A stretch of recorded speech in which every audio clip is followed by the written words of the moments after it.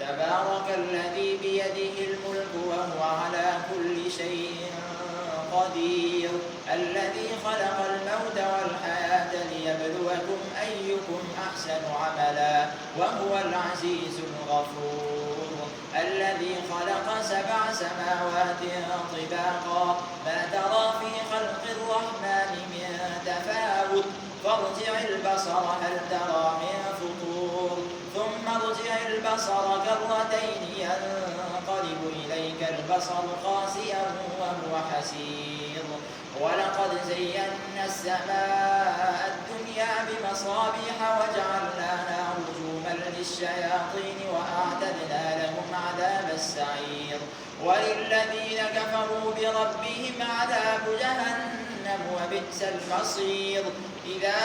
ألقوا فيها سمعوا لها شهيقا وهي تفور تكاد تميز من الغيظ كلما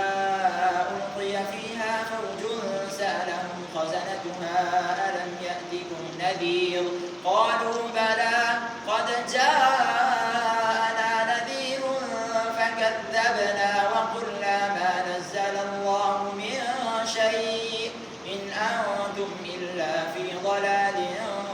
كبير وقالوا لو كنا نسمع أو نعقل ما كنا في أصحاب السعير فاعترفوا بذنبهم فسحقا لأصحاب السعير إن الذين يخشون ربهم بالغيب لهم مغفرة وأجر كبير وأسروا قولكم أو اجهروا به إنه عليم بذات الصدور ألا يعلم من خلق وهو اللطيف الخبير هو الذي جعل لكم الأرض ذلولا فامشوا في مناكبها وكلوا من رزقه وإليه النشور أأمنتم من في السماء أن يخسف بكم الأرض فإذا هي تمور أم أمنتم من في السماء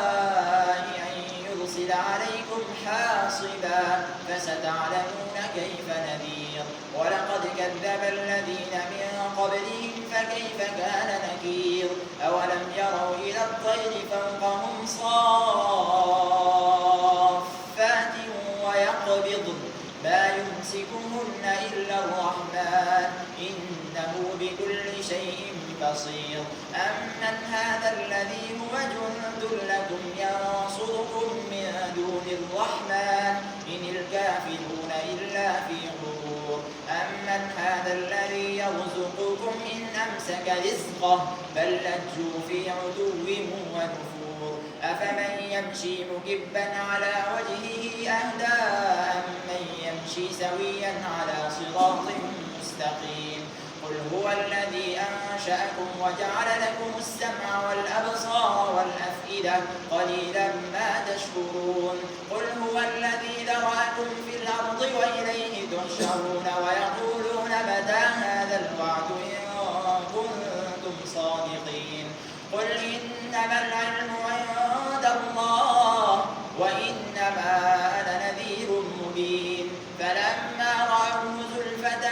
سيئت وجوه الذين كفروا وقيل هذا الذي كنتم به تدعون قل أرأيتم إن أهلكني الله ومن معي أو رحمنا فمن يجير الكافرين من عذاب أليم قل هو الرحمن